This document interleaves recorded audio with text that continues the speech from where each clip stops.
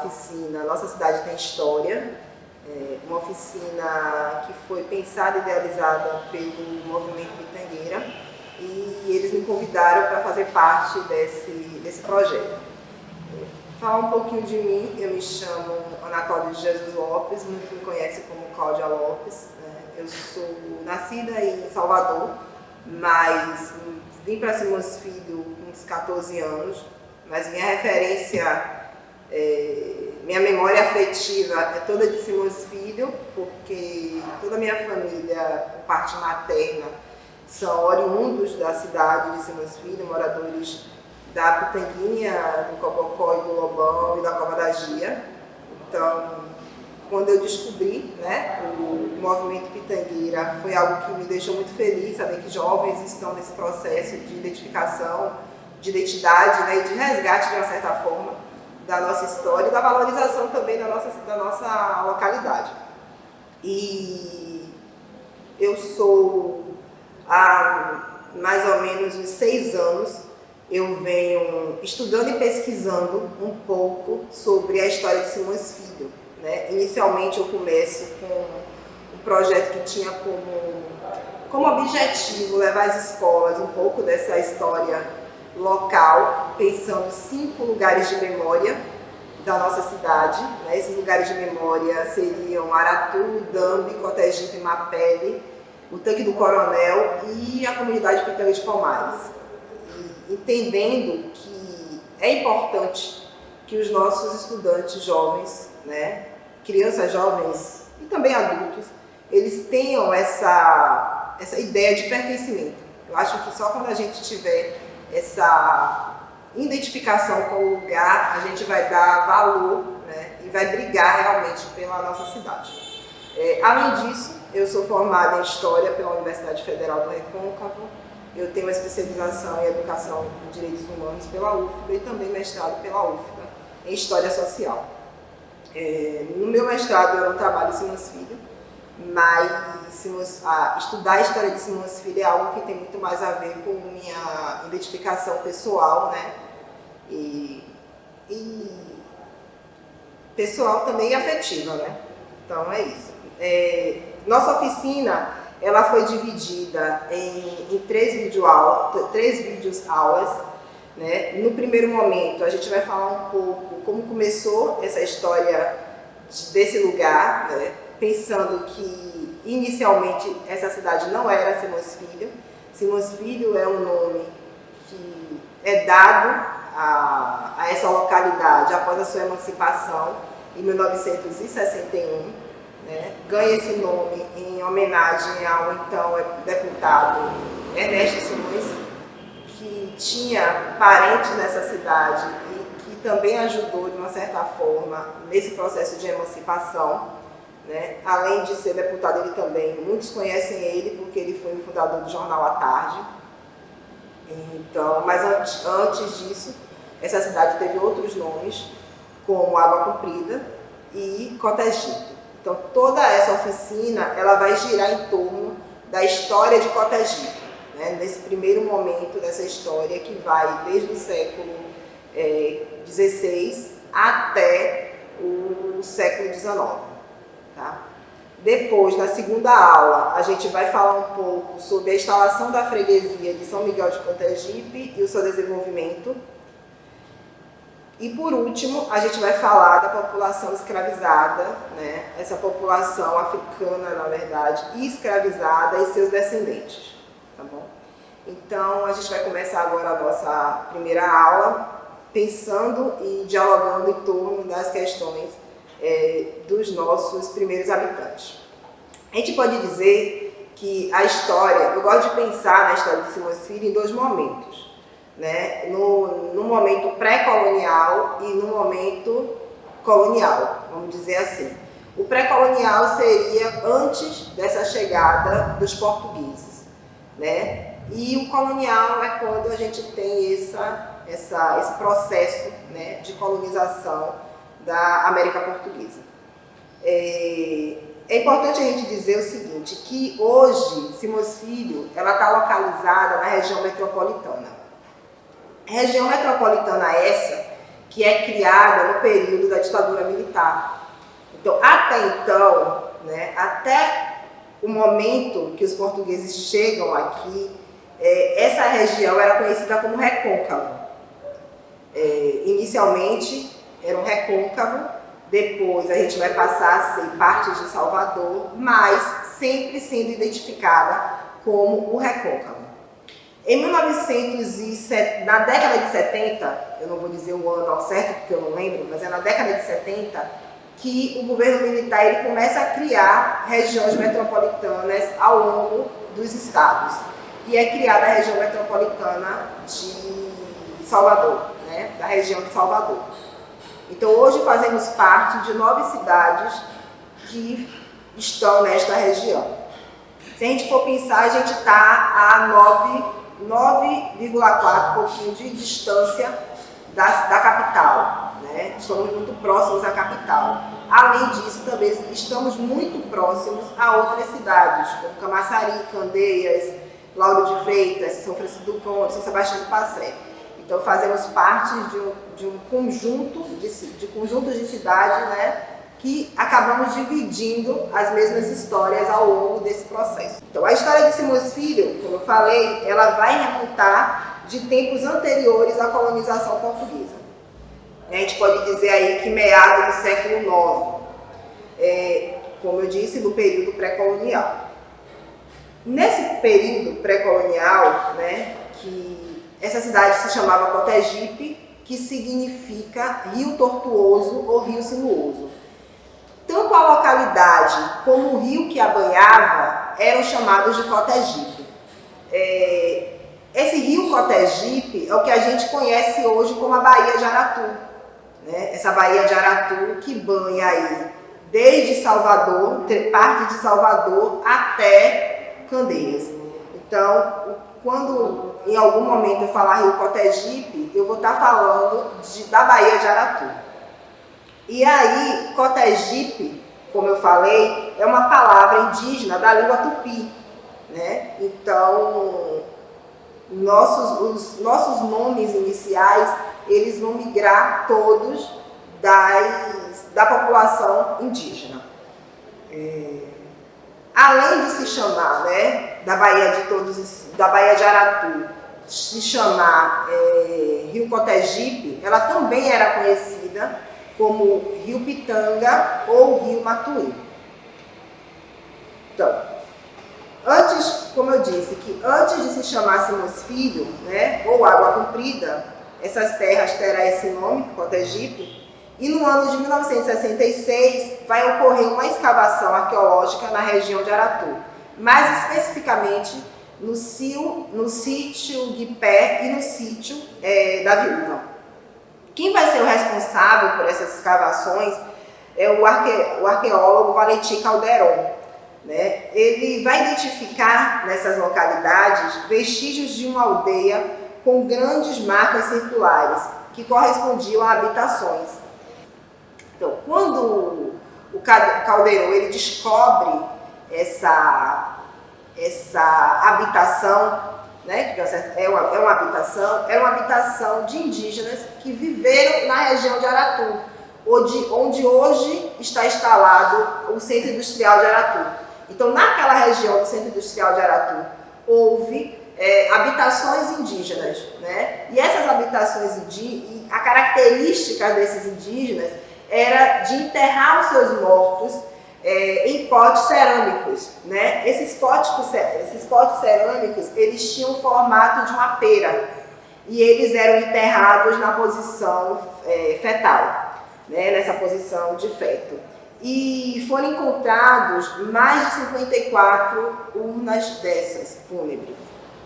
Teria sido, né, isso em 1966, aqui nessa região, teria sido a primeira vez que teriam sido encontrado esse tipo de habitação.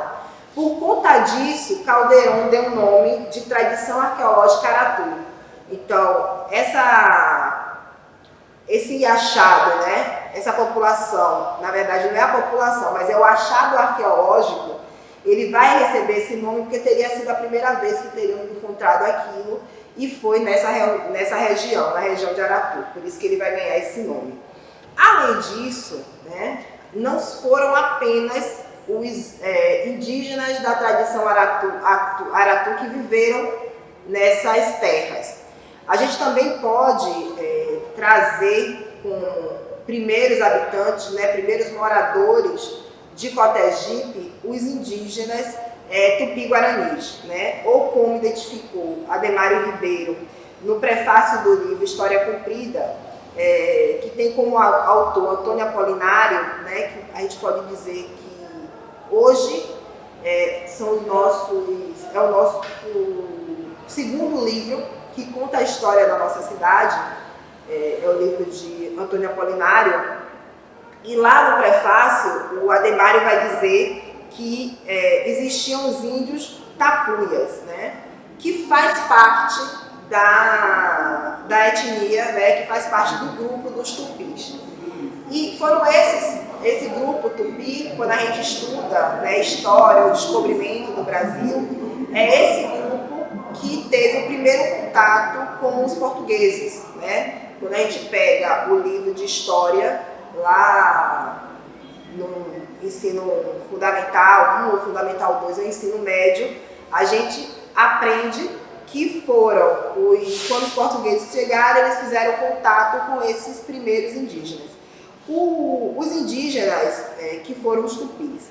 Por que foram os tupis? Porque eles eram os povos que ocupavam todo o território, né, litorâneo uma boa parte, na verdade, não todo, uma boa parte do território litorâneo do Brasil. Então, para quem não conhece, vai conhecer, porque a gente vai mostrar o mapa, então vocês vão ver no mapa, a Cotegipe, ela tem uma boa parte de suas terras banhadas pelo mar, né? Banhada pela Baía de Aratu. Baía de Aratu essa que está dentro da Baía de Todos os Santos. Então, sendo assim, foram esses os primeiros, né, os indígenas que estavam aqui naquele primeiro processo da colonização. E aí, foram eles que tiveram esse primeiro contato. A gente pode dizer o seguinte, que esses indígenas tupis, eles também eram agricultores sedentários que viviam em grandes aldeias, né, e tinham a dieta balanceada da caça de pequenos animais, e também eles eles plantavam muito tubérculos, né, o que a gente chama de amandioca, né, que é uma tradição nossa hoje de fazer produtos e derivados da mandioca. O início da colonização vai ser a partir de 1500, né? Só que de 1500, né, quando os portugueses descobrem, até realmente eles começarem a povoar essas terras, vai demorar quase 50 anos. Em Cotegipe, a gente vai ter registro de que em 1553, o rei Dom João III, ele vai conceder uma sesmaria de terra defronte à Ilha do Mar. Né? A Ilha do Mar é o que seria hoje a Ilha de Maré. Né? E ele vai conceder essa sesmaria para o então Sebastião Álvares, que na verdade, todos os primeiros proprietários, né, sesmeiros, eles vão ser portugueses, então assim, é crucial, né, ser português. Então ele era um português. Mais tarde ele vai se tornar cavaleiro da casa de El-Rei, Nosso Senhor, e oficial da Fazenda Real. E essa sesmaria, ela ia do Rio dos Macacos, né, que é o limite, vamos dizer assim, entre Salvador e Simões Filho. O Rio dos Macacos hoje ele está localizado ali em Ilha de São João.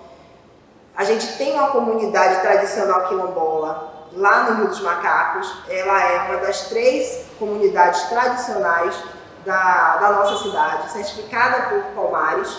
Mas se a gente for pensar, né, se a gente parar um pouquinho e pensar o que é Simões Filho, a gente pode dizer que ao entorno do centro, nas periferias, a gente tem muito mais comunidades que têm característica quilombola, mas que não são certificadas, mas que têm característica quilombola. Então, como eu falei, essa Seis Maria ia de lá do Rio dos Macacos até a região do Matuim. Né? A região do Matuim hoje ela é localizada em Candeias, mas até o século XX ela pertenceu à região de Simões Filho.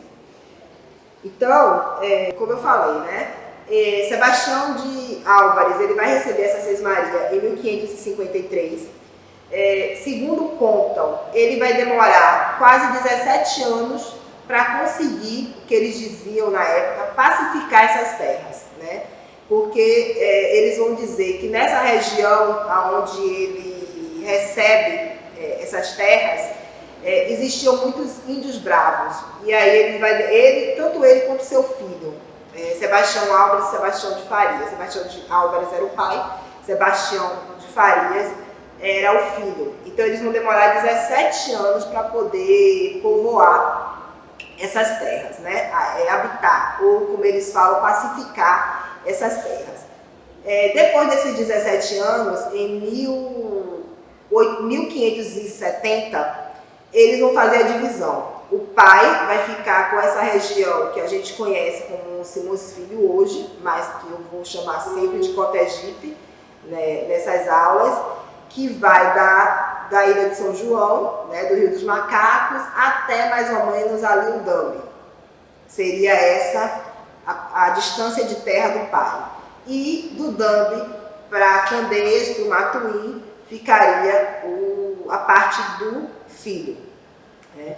Em 1587, um viajante português, que assim, durante todo o período da colonização, as terras que hoje são chamadas de Brasil, país, né, Brasil, nosso país, ele vai receber muitos viajantes europeus, né, portugueses, franceses, austríacos. Então, essa vai ser uma terra onde você vai ter na verdade, toda a colônia vai receber muitos viajantes. E esses viajantes, eles vão fazer diários, né? E esses diários, com o tempo, se tornou livros. São muitos desses livros que nos ajudam a entender um pouco a nossa história, principalmente a história de Simões Filho, né? A história de Cotegipe, que é uma história que ainda não foi descoberta, né? A gente costuma dizer que tanto a história de Simões Filho, Cotegipe e Água Comprida ainda é uma história que precisa ser estudada, que a gente precisa ir a fundo nos arquivos, procurar, né, mais, e na verdade também criar-se um interesse. Eu acho que o grande diferencial, né, de trabalhos como esse que a gente está fazendo aqui agora é criar o interesse de outras pessoas por essas histórias. E a partir do momento que você cria o interesse, as pessoas elas vão buscar mais, isso vai ficar mais acessível. Então, para cidades como a nossa, que ainda é pouco estudada historicamente, esses viajantes eles são de fundamental importância para que a gente tenha uma noção um pouquinho do que existia aqui. E o Gabriel Soares, ele vai trazer algumas informações que eu vou ler. Então, vamos lá. Ele vai dizer o seguinte, que isso ele estando aqui em 1587. Ele vai falar que, após o assenhoramento do Golfo inteiro por Menguiçá, destruiu e desbaratou os gentis que viviam ao redor da Bahia, a quem queimou e assolou mais de 30 aldeias, e os que escaparam à morte e cativos, ou viraram cativos, fugiram para o sertão e se afastaram do mar mais de 40 léguas. Então, assim, o que é que o Gabriel Soares está dizendo para a gente aqui, né? Que quando teve, né, a colonização, que Menguiçá, ele chega a Salvador, ele vai fazer a gente pode dizer assim, uma limpa, né? Como a gente diz. Ele vai limpar todo esse território. De que forma limpar? Matando né? Porque isso aqui era a terra dos indígenas, né? Eles são os primeiros povos. Então imagine você ter sua casa e hoje alguém chegar e dizer assim, olha, saia dela porque ela é minha. O que é que você vai fazer? Você não vai entregar sua casa de mão beijada, você vai tentar lutar a todo custo para permanecer naqueles espaços. Naquele espaço, que é o seu espaço. Então foi isso que muitos indígenas fizeram. Eles lutaram para permanecer nesses espaços. Alguns morreram, outros fugiram e outros se tornaram escravizados, né? Quando a gente fala cativos, a gente está falando de escravizados. E quem fugiu para muito distante. Então, assim, o que era... Imagine você viver e ter um espaço que é seu, de característica sua, e você ter que ir, você viver no mar, e você ter que fugir para o interior, para o sertão, para não morrer ou para não ser escravizado. Então foi mais ou menos isso que aconteceu. Além disso, ele também vai dizer uma coisa que é muito interessante, porque até então nem eu mesmo tinha conhecimento disso, e que a gente vai ver na próxima aula, então já vou adiantando um pouquinho da próxima aula para vocês ficarem com a vontade de assistir o próximo vídeo. Ele vai dizer que essa região, diferente do que pelo menos eu imaginava, nesse período, né, de 1560 até ali 1600, era a região onde você tinha o maior povoamento, onde você tinha quantidade na verdade, uma boa quantidade de pessoas habitando, de engenhos e de fazendas, né, e de edifícios. O que seriam esses edifícios, Cláudia? Isso aí a gente vai descobrir no próximo vídeo.